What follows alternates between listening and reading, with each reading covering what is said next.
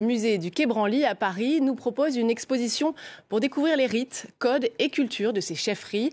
270 artefacts royaux et objets du patrimoine vivant. Une nouvelle manière aussi de travailler entre institutions françaises et africaines à l'heure des restitutions. Julien Sauvager. Calebasses, trônes, costumes de sociétés secrètes, objets de rituels ou du quotidien des sociétés traditionnelles de l'ouest du Cameroun, tous les objets présentés ici ne sont pas des antiquités ni des pièces dites de musée. Toutes sont régulièrement utilisées lors de cérémonies. Un patrimoine vivant, prêté par une cinquantaine de micro-royaumes. Rois et reines ont d'ailleurs fait le déplacement pour admirer le résultat. Je suis émerveillé.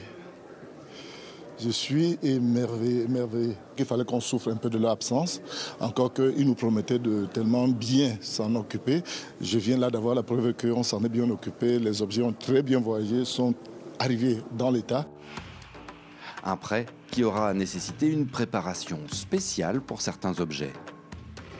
Il a fallu faire des rites de désacralisation pour les déplacer de son milieu naturel vers la France.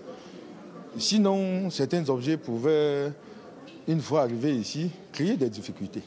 Et lorsqu'on fait les rites, c'est pour les apaiser, afin de permettre qu'ils puissent se déplacer sans souci.